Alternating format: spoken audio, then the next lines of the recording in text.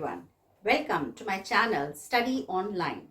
आज के इस वीडियो में हम पढ़ेंगे हिस्ट्री का पहला chapter tracing changes in medieval period यानी मध्यकालीन भारत के बारे में। क्लास 7th जैसा कि आप सब जानते हैं हम मिडिवल हिस्ट्री के बारे में ही पढ़ेंगे समझेंगे।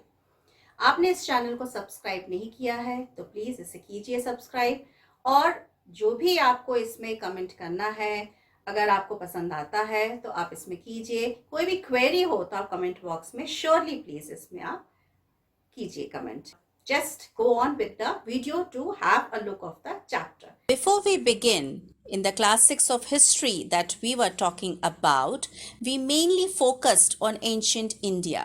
But whole volume for the cloud 7 would focus on medieval India. So our idea would be a kind of transition, how that occurred from the ancient India to the medieval India.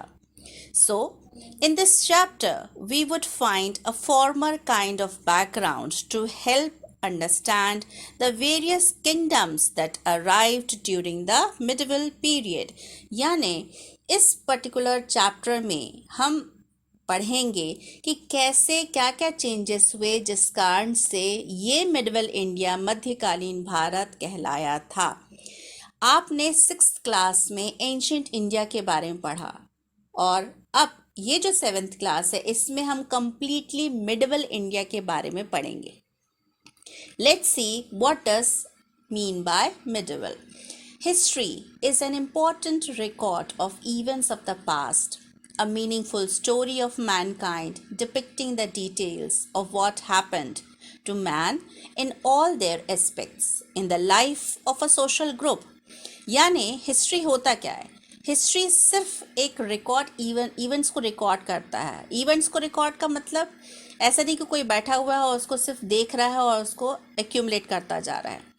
इतिहास वो चीज़ कहलाती है जिसमें हम धीरे धीरे सीखते हैं, समझते हैं कि पहले क्या हुआ था, आज क्या है, और इन दोनों के बेसिस पे आगे का जो जनरेशन रहती है वो समझती है कि हमारे पिछले इतिहास में क्या हुआ था।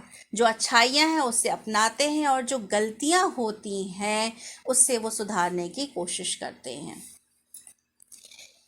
In this particular timeline, you can see 3 different shades. That means ancient history, जो आप रेड में देख रहे हैं 600 से 700 तक। इस दौरान में हमने last year that means 6th class में हमने पढ़ा था गुप्तास के बारे में, मौर्यंस के बारे में, और ये ख़त्म हुआ था हर्षवर्धन की डेथ के साथ। इसके बाद यानी वो एंशंट हिस्ट्री था। आज की आपकी जिस डेट में आप रह रहे हो ये आपका मॉडर्न हिस्ट्री है।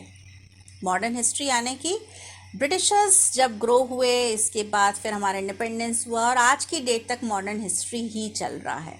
अब इन दोनों के बीच में ये जो ग्रीन बॉक्स आप देख रहे हैं that is the medieval history, यानी हर्षवर्धन की डेथ के बाद और मुगल्स के ख़त्म होने के समय तक का टाइम पीरियड हमारा मिडिवल हिस्ट्री कहलाता है।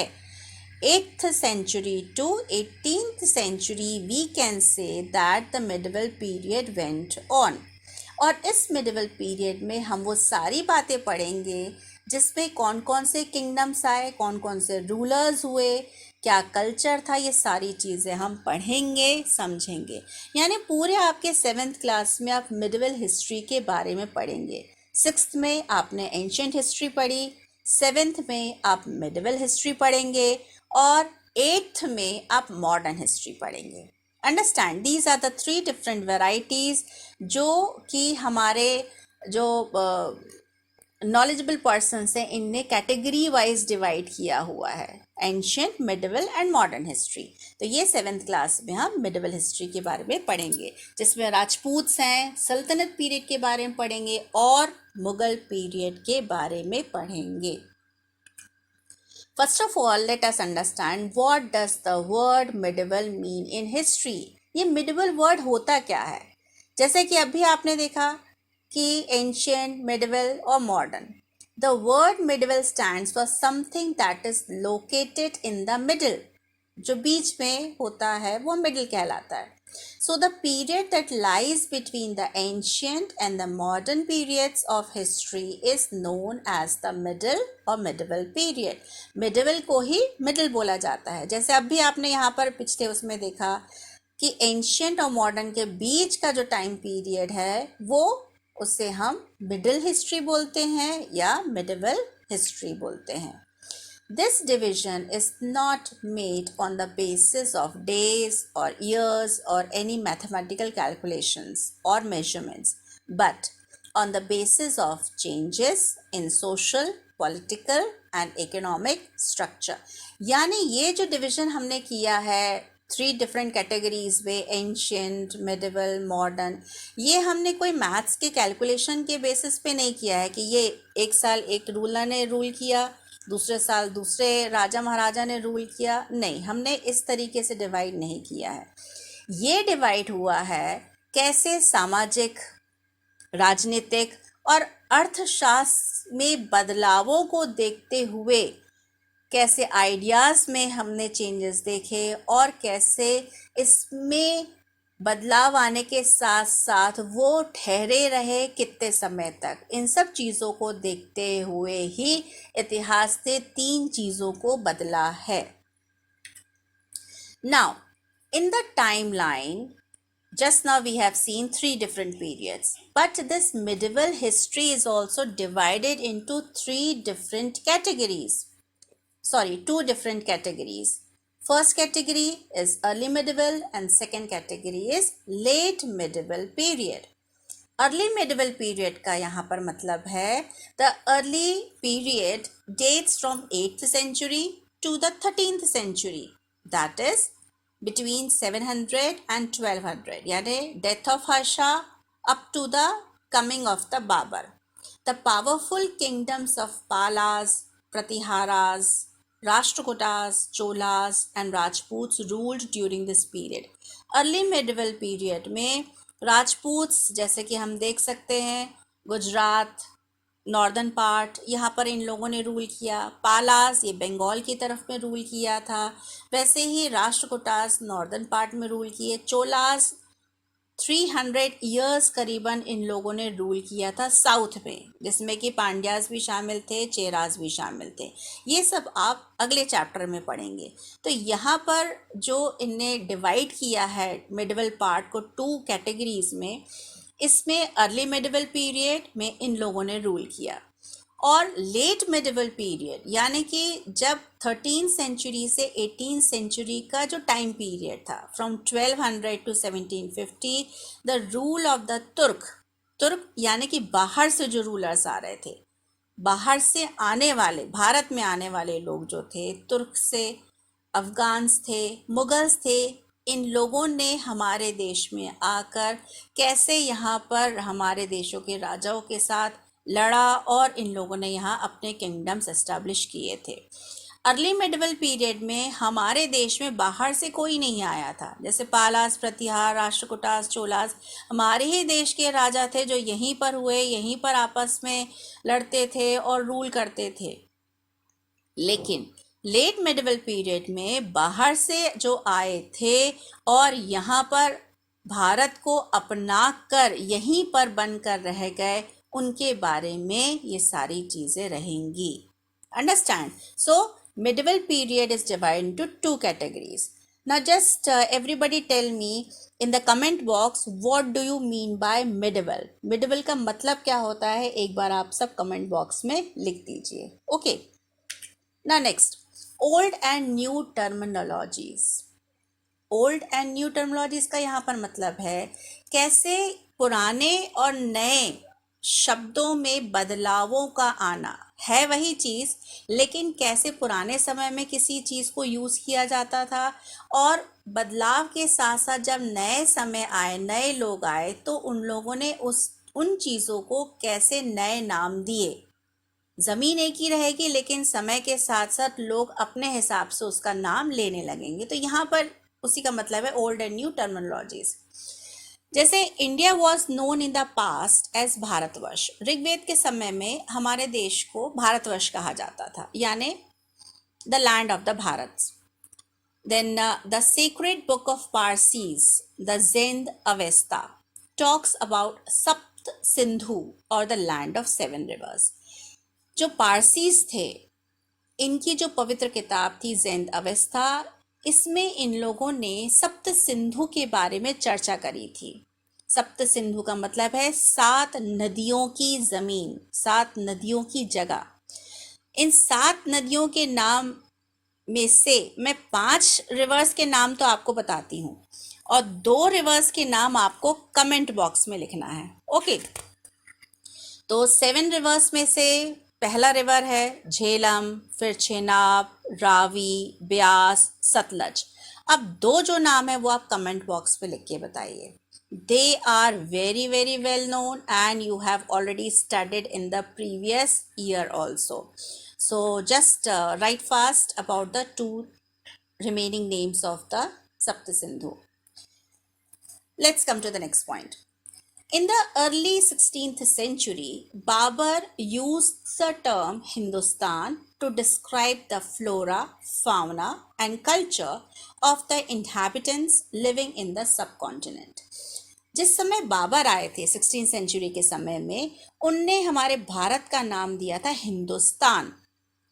ये कई अलग अलग चीज़ों को देखकर उन्हें नाम दिया था। जैसे फ्लोरा, जिस जगह से वो आए थे वहाँ बंजर ज़मीन थी, पत्थर थे, लेकिन जब वो भारत की ज़मीन पे अपना कदम रखे तो वो बेहद खूबसूरती के साथ यहाँ पर रहने के लिए मजबूर हो गए। उन्हें बहुत सुंदर लगी थी ज़मीन। फ्लोरा यानी कि यहाँ के पेड़ पौधे, हवाएं, सब कुछ बहुत पसंद आए। फाउना यानी जानवर, इन जो चिड़िया चहकती हैं उनकी आवाज़ें, नदियाँ जो कल कल बहती हैं, यहाँ की सभ्यताएं, कल्चर ऑफ द इनहेबिटेंट्स उन्हें बहुत पसंद आए थे। और इस कारण से बाबर ने यही कहा था कि मैं अब कहीं नहीं जाऊंगा, मैं यहीं रहूंगा, यही मेरी ज़मीन रहेगी।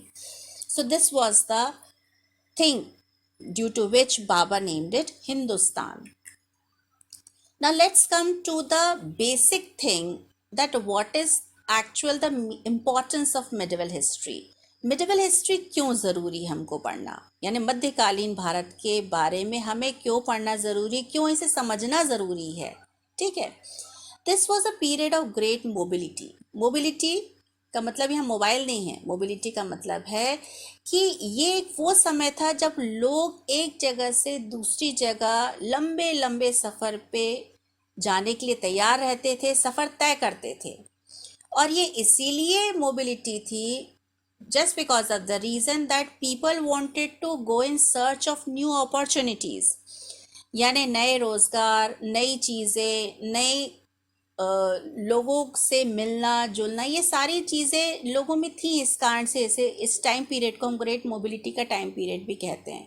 आज भी हम कह सकते हैं कि ग्रेट मोबिलिटी का टाइम पीरियड है। हम एक जगह से दूसरी जगह इसलिए शिफ्ट होते हैं कि हमको कुछ चेंजेस चाहिए हैं, कुछ न्यू अपॉर्चुनिटीज़ को ढूंढना है। तो वैसे ही उस समय पे भी लोग they used to move from one place to another.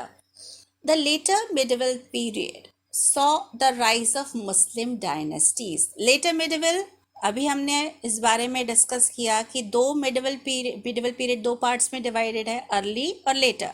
और लेटर medieval period में ही हमने देखा कि कैसे दूसरे अलग अलग देशों से भारत देश में लोगों का आगमन शुरू हो गया था। तुर्किस्तान से तुर्क, अफ़गानिस्तान से अफ़गान्स आने लगे थे। इस तरीके से वो जब यहाँ आए तो यहाँ पर आने के बाद फिर उन्हें जाने की इच्छा नहीं हुई, उनने इस जगह को ही अपनी ज़मीन बना लिया था। This gave rise to a culture that was truly Indian. जब वो यहीं आके रहने लगे और अपने ही देश, इस देश को अपनाने लगे तो कैसे बदलाव आने लगे, ये सारी चीज़ें हम देखेंगे। The Muslim rulers provided political stability for many centuries. Political stability यानी राजनीतिक पकड़ जो थी, जब जैसे हम एग्जाम्पल ले सकते हैं कि बाबर जब आए तो बाबर से लेकर औरंगजेब तक का जो लंबा टाइम पीरियड था 200 साल तक, ये बहुत लंबा टाइम पीरियड था और इस बीच में हमने काफ़ी उन्नति भी देखी अपने देश की। तो ये कह सकते हैं कि पॉलिटिकल स्टेबिलिटी कई कई सेंचुरीज तक रही। इस कारण से नए नए शहर, नई जगह बन पाई और यहाँ पर डेवलपमेंट हो सका। Overseas trade flourished. ओवरसीज यानी कि ना सिर्फ अपने देश में बल्कि आसपास के देशों के साथ हमारा व्यापार का संबंध भी बहुत अच्छा इम्प्रूव हुआ था। Spread of Islam and Bhakti and Sufi movements were some of the important highlights. Spread of Islam का यहाँ पर मतलब है, वाजिब सी बात है कि जब यहाँ पर मुस्लिम आएंगे तो उनकी भी अपनी एक लैंग्वेज होगी और वो जब यहाँ आएंगे तो हिंदूज के साथ मिक्सअप होंगे और इस मिक्सअप में इस्लाम, वो अपनी भाषा कही, हमारी भाषा को भी उन्होंने एक्सेप्ट किया। इस एक्सेप्टेंस में एक नए कल्चर की शुरुआत हुई। इसके साथ साथ हमने देखा कि कैसे भक्ति और सूफी जो मूवमेंट्स थे ये हमारे सोसाइटी में आए थे, हो गए थे। Art and architecture showcased a Splendor like never before. Art and architecture यानी इस समय में मिडिवल पीरियड में हम देख सकते हैं बेहद खूबसूरत मॉन्यूमेंट्स, बिल्डिंग्स, टेम्पल्स, मॉस्क, ये सारी चीज़ें जो खूबसूरती के साथ उस समय बनी थी राजा महाराजाओं के बीच में, वो तारीफ़े काबिल है। आज की डेट में भी हम कह सकते हैं कि वो एक समय था जिसने हमको कई बेहद खूबसूरत चीज़ें दी थी, जिसमें कि ताजमहल भी आता है ना। Next, sources. सोर्सेस का मतलब है वो कौन सी चीज़ें थी जिस कारण से आज की डेट में हमको पता चली, ये सारी बातें कैसे हमें पता चली, हिस्टोरियंस ने कैसे पता लगाया कि ये इस काल का ही है, इस समय का ही है। तो दो बेसिक चीज़ें हमारे सामने आती हैं जो हिस्टोरियंस बताते हैं। पहला है आर्कियोलॉजिकल सोर्सेस और दूसरा है लिटरेरी सोर्सेस। आर्कियोलॉजिकल का मतलब है कि वो चीज़ें जो हमें मिली हैं इंस्क्रिप्शंस में, मॉन्यूमेंट्स में, पेंटिंग्स के थ्रू हम जाने हैं और कॉइन्स जो हमें मिले हैं, इन सब चीज़ों को हम डिटेल में पढ़ेंगे अगले उसमें। Then we are having literary sources, यानी इस मिडिवल पीरियड के समय में हमारी जो लिटरेरी सोर्स थे, जो लिखने की जो बात थी, लिखने की जो कला थी, वो काफ़ी अच्छी होती गई थी क्योंकि पेपर भी आसानी से मिल जा रहा था और लोगों में समझ बूझ लिखने पढ़ने की बढ़ती जा रही थी। इस कारण से हमें काफ़ी ऑटोबायोग्राफीज़ और बायोग्राफीज़ देखने को मिली, पढ़ने को मिली। क्रॉनिकल्स यानी जो दूसरे देश के लोग यहाँ पर आए और लिखे, इसके बारे में पता चला। और जो राजा के साथ रहकर उनके बारे में लिखे और हमें आज की डेट में पता चल रहा है, वो क्रॉनिकल्स कहलाते हैं।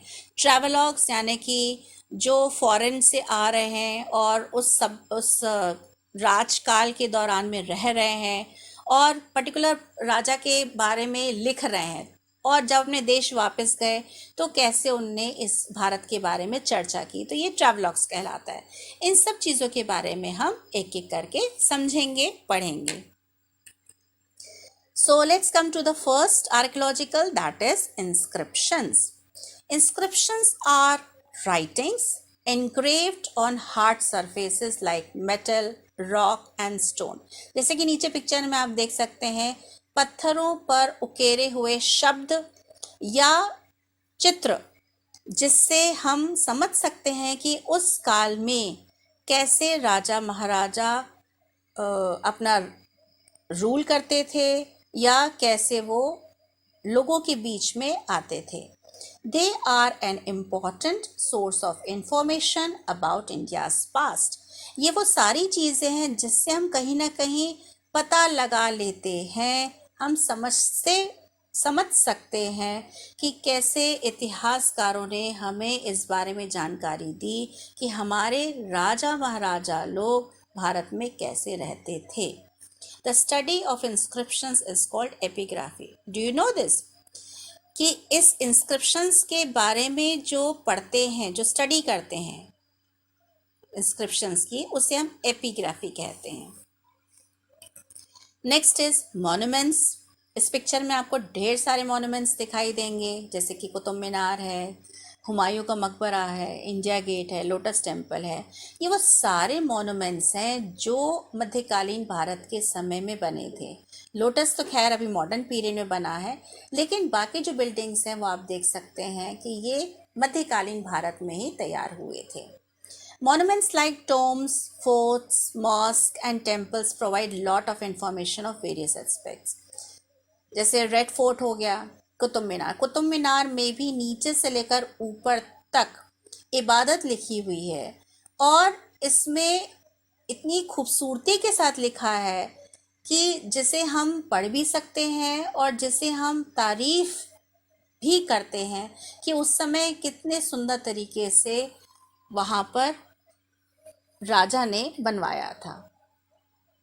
They tell us not only of the religious practices but also about the political, economic and social conditions of that time. ये जो monuments और buildings हैं, ये हमें राजनीतिक, अर्थशास्त्र और सामाजिक गतिविधियों के बारे में बहुत खुले तरीके से, स्पष्ट तरीके से बताते हैं कि उस समय राजा या महाराजा या सुल्तान, जो भी नाम दें, इन लोगों का रहन सहन किस तरीके का था, शानो शौकत कैसी रहती थी, आन बान शान कैसी रहती थी। इन मॉन्यूमेंट से हम आसानी से समझ सकते हैं।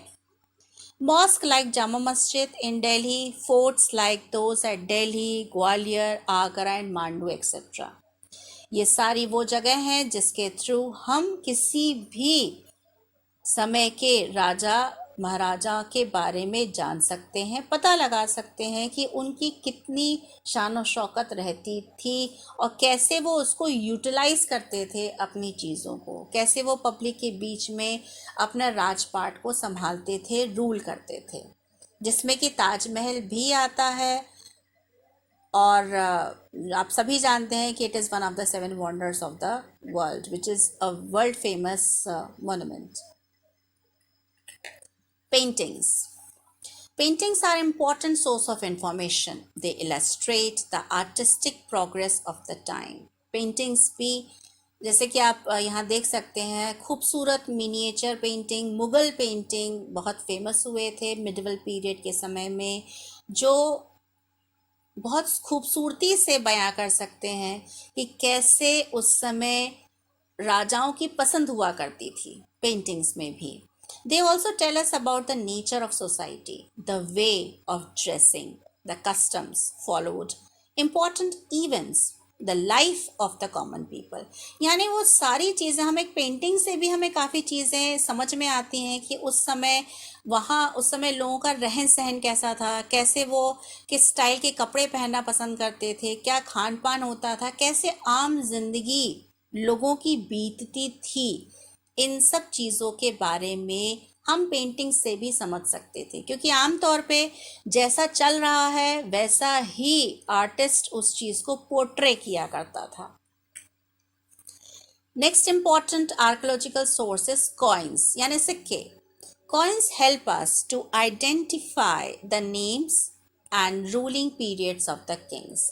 इन सिक्कों से, जैसे कि इसमें आप देख सकते हैं कि कुछ इमेजेस बनी हुई हैं, कुछ शब्द लिखे हुए हैं, तो ये हम आसानी से समझ सकते हैं कि किस काल में, किस राजा के काल में ये सिक्के उपलब्ध हुए थे। वो कॉपर के हैं कि आयरन के हैं कि गोल्ड कॉइन के हैं कि सिल्वर के हैं। ये सारी चीज़ें सभ्यता, ये हम पता लगा सकते हैं कि उस समय कैसा शास्त्र चलता था, कैसा उस समय लोगों का रहन सहन था, राजा कैसा था, ये हम पता लगा सकते हैं। Coins are pieces of metal that are used as money. ये कॉइन्स, वो जैसे आज की डेट में भी कॉइन्स है, वैसे उस समय भी कॉइन्स होते थे, जो way of dealing for any of the thing in exchanging the goods and exchanges concerning with the money matters. They also help us in knowing the extent of the empires, and the presence of coins in foreign lands indicates trade with them.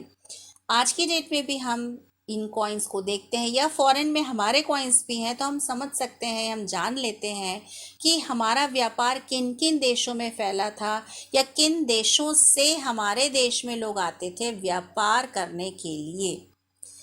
Another important thing which everybody should know, that who are the numismatics? What is numismatics? So it is actually the study of coins. जो coins के बारे में पढ़ते हैं, study करते हैं, उन्हें हम numismatics कहते हैं. Now another source, आर्कियोलॉजिकल के अलावा दूसरा सोर्स लिटरेरी सोर्स, यानी लिखने में, लिखा पढ़ी में, लिखने में वो कौन सी चीज़ें थी जिनके थ्रू हमें इतिहास के बारे में इतनी सारी जानकारियाँ मिली हैं. पहला है ऑटोबायोग्राफीज़ एंड बायोग्राफीज़. ऑटोबायोग्राफीज़ यानी किसी राजा ने या महाराजा ने या किसी सुल्तान ने अपने ही जीवन के बारे में लिखा, उसे ऑटोबायोग्राफी कहते हैं. और बायोग्राफी का मतलब किसी एक व्यक्ति ने उस राजा के बारे में लिखा है जिसके काल में वो वहाँ मौजूद रहता है, तो वो बायोग्राफी कहलाती है. The most important autobiographies are Baburnama by Babur. तो ऑटोबायोग्राफी यानी खुद से लिखना. तो बाबर ने अपने बारे में खुद लिखा है, कहाँ से वो आए थे, कैसे भारत आए, क्या हुआ, क्यों उनकी लड़ाई हुई थी, उनको किसने इनवाइट किया था और किस तरीके से यहाँ की ज़मीन ने उन्हें इतना पाबंद कर दिया कि वो फिर कहीं और ना जा सके, उनने इस हिंदुस्तान को अपना लिया. तो इस बाबरनामा में बाबर ने सब कुछ लिखा. Babur was a very highly skilled man, he was a very intelligent person also. उनने बाबरनामा में सब चीज़ें बयां की हैं. तुजुक ए जहांगीरी बाय जहांगीर. जहांगीर भी मुगल शासक थे, उनने तुजुक ए जहांगीर अपने बारे में लिखी थी. फिरोज शाह तुगलक, ये तुगलक वंश के रूलर थे, इनने फुतुहत ए फिरोज शाही लिखी थी. अब हम कुछ बायोग्राफीज में आते हैं. The well known books of this period are Prithviraj Raso by Chandbardai. यानी चंद्रबरदाई नाम के जो कवि थे, जो लेखक थे, उनने पृथ्वीराज के बारे में लिखा था. उस किताब का नाम था पृथ्वीराज रासो. गुलबदन बेगम, इनने हुमायूं नामा लिखा था. यानी हुमायूं के बारे में, जो बाबर के बेटे थे मुगल शासक, उनके बारे में गुलबदन बेगम ने लिखा था, Humayun nama. Then we are having Akbarnama and Ain e Akbari by Abul Fazl. Akbar को लिखना पढ़ना नहीं आता था, लेकिन उनके समझने और देखने की तारीफ़ काबिल बात थी, और शायद उनके जो नज़रिया था देखने का, इसी कारण से उनके काल के समय में, उनके ड्यूरेशन के समय में 9 रत्न उनने अपने पास रखे थे. भले ही उन्हें लिखना पढ़ना नहीं आता था, लेकिन वो तारीफ़ काबिल व्यक्ति थे जिसने पारखी नज़रों से कई लोगों को अपने पास रखा था. उनके बारे में अबुल फजल ने 3 किताबें लिखी थी. तो आईन अकबरी में 3 डिफरेंट पार्ट्स में अबुल फजल ने अकबर के बारे में मेंशन किया हुआ है. तो यहाँ पर जो इमेजेस है इसमें हम देख सकते हैं कि गुलबदन बेगम ने हुमायूं नामा लिखा था और अबुल फजल ने आईन अकबरी लिखा था. Then chronicles. क्रॉनिकल्स क्या होते हैं?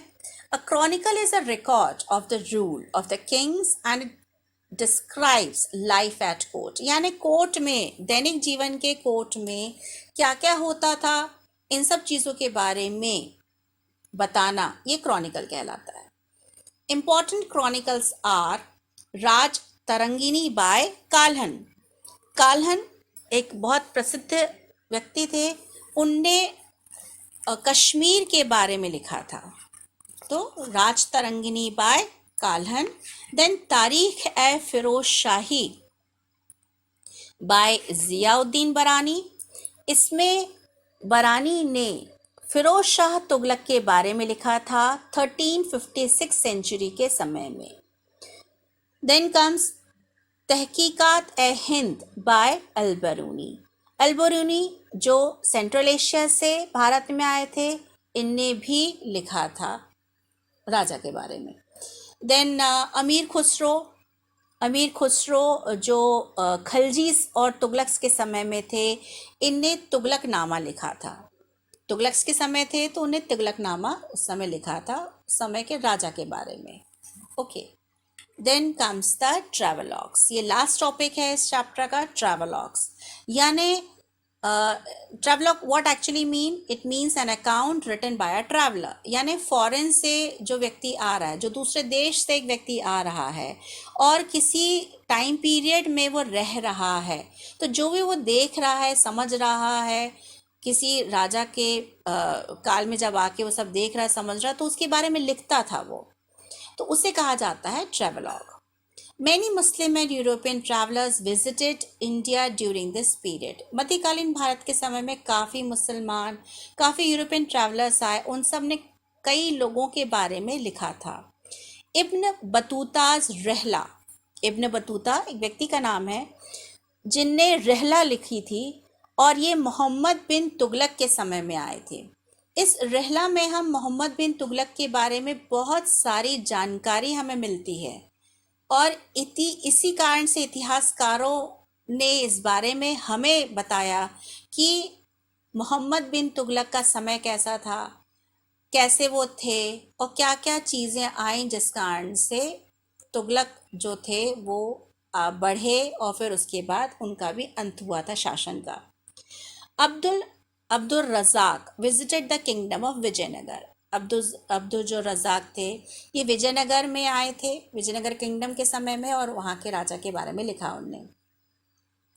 Then comes Al Biruni, who came to India with Mahmud of Ghazni in the 11th century. ये गजनी महमूद ऑफ गजनी के साथ आए थे 11th सेंचुरी के समय में।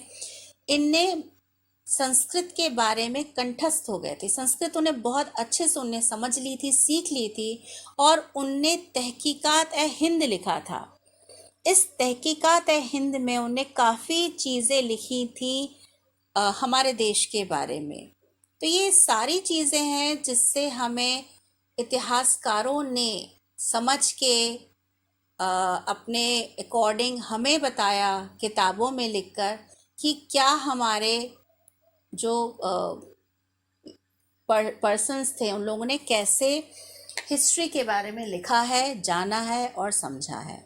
So this is how the chapter 1 is completed. Hope you all have understood. If any query you will be having, you can kindly put up in the comment box. Thank you. God bless you all.